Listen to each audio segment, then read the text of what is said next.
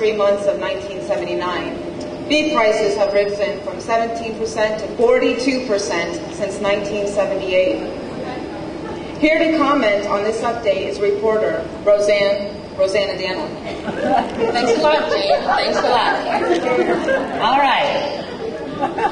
Mr. Richard Fader from Port Lee, New Jersey writes in and says, Dear Rosannadanna, the American public should alert themselves to not only the rising cost of meat, but its inherent dangers as a dietary unit.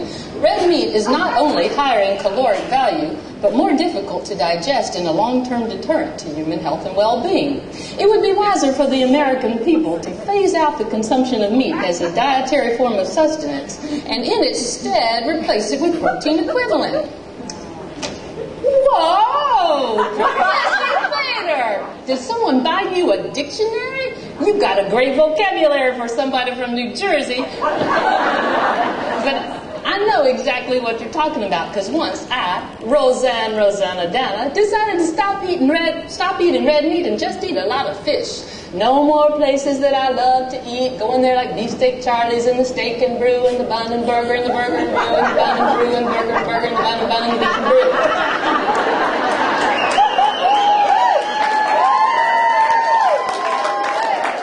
I just ate fish, and I thought I was gonna die. I ate so much fish that I was going around like this.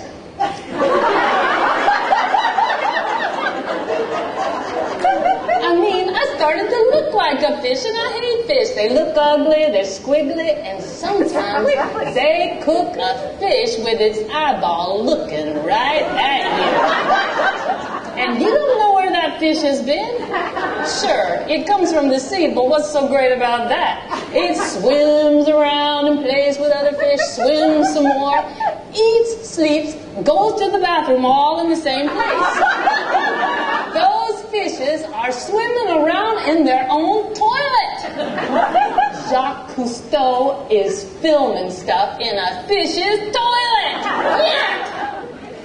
And another thing, people are always trying to disguise fish, like in those fancy schmancy Japanese restaurants. They try to trick you into eating raw fish that taste like tennis shoes. You know what they do? They cut it up and they put it in a little bowl and they put it on some rice and they cut out a construction paper and decorate it with some flowers or tree or umbrella, doll it up and make it look real zippy and cute.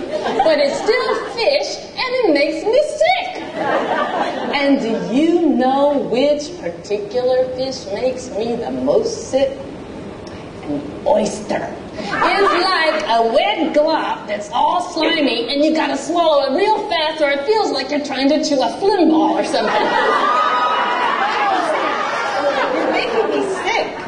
Some people like fish. Well, that's their problem, Jane. It's like this little poem, a classic, written by my grandmother, Nana Rosannadanna. And it went like this. Listen, Rosanne, and you shall hear a little poem, my grandchild dear. I hope this don't scare you, so please don't cry, but all foods you eat will make you die. If the meat is red, it'll make you fat. It's bad for your heart, and you don't want that. If the meat is white, your veins will thicken, considering the chemicals they inject in a chicken.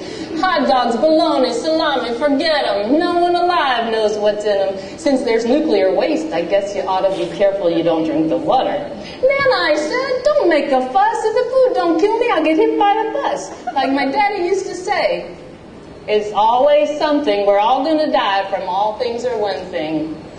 My daddy was right. It's always something. Good night, my little Rosannadanna. And that's the news for tonight. Thank you.